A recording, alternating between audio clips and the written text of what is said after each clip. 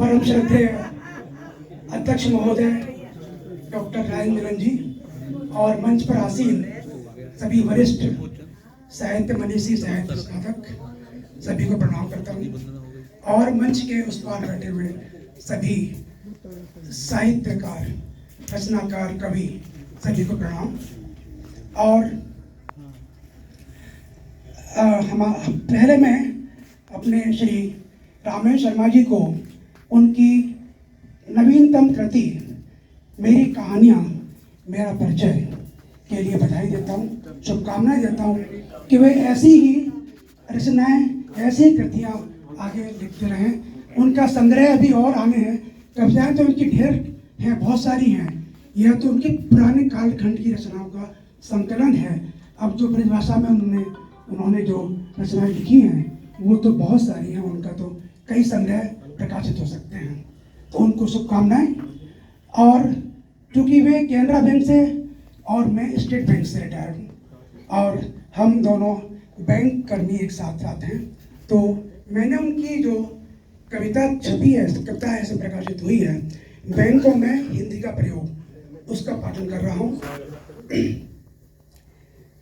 एक बैंक कर्मचारी ने हिंदी प्रयोग में रुचि दिखाई। एक बैंक कर्मचारी ने हिंदी प्रयोग में रुचि दिखाई, उसके अहिंदी भाषी प्रबंधक ने उसे लताड़ लगाई। ये होता ही है कि हम लोग जो हिंदी प्रयोग करते हैं तो जो अहिंदी भाषी क्षेत्र के लोग हैं, अधिकारी हैं, वे कुछ परेशान हो जाते हैं।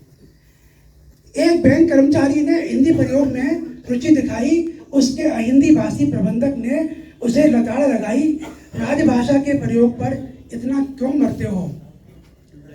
राजभाषा के प्रयोग पर इतना क्यों मरते हो? क्या ज्यादा ही हिंदी भाषी होने का दम भरते हो? अगर मैं न चाहूं हिंदी कार्यान्वयन कैसे करोगे? अगर मैं न चाहूं हिंदी कार्यान्वयन कैसे करोगे? क्या मुझसे बिगाड़कर चार्जशीट लेकर मरोगे? क्या बात है, दर्द बयां कर दिया। क्या मुझसे बिगाड़कर चार्जशीट लेकर मरोगे? मैं हिंदी में भरे प्रपत्रों पर हस्ताक्षर कैसे करूंगा? मैं हिंदी में भरे प्रपत्रों पर हस्ताक्षर कैसे करूंगा? क्या बिना समझे हस्ताक्षर करके नहीं मरूंगा? क्या बात है भैया। चार्जशीट का नाम सुन कर्मचारी कुछ घबराया। चार्जशीट का नाम सुन कर्मचारी कुछ घबराया। उसने प्रबंधक को तुरंत राजभाषा नियम याद दिलाया। प्रबंधक ने कहा, नियमानुसार तो बैंकों में हिंदी को बढ़ाना है, नियमानुसार तो बैंकों में हिंदी को बढ़ाना है, लेकिन वास्तव में थोड़े ही मात्र आंकड़ों में दिखाना है। आगे से हिंदी में काम करने की हिम्मत न करना, आगे से हिंदी में काम करने की हिम्मत न करना। ज्यादा हिंदी ज्ञाता होने का दम मत भरना, वरना अपने किए पर आप पछताओगे, वरना अपने किए पर आप पछताओगे। राजभाषा नियम बचाने में बैंकिंग नियम में फंस जाओगे। क्या बात है भैया, क्या बात है।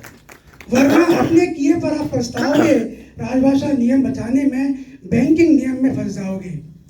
बैंकों में हिंदी का कार्यान्वयन मैं बढ़ाऊंगा।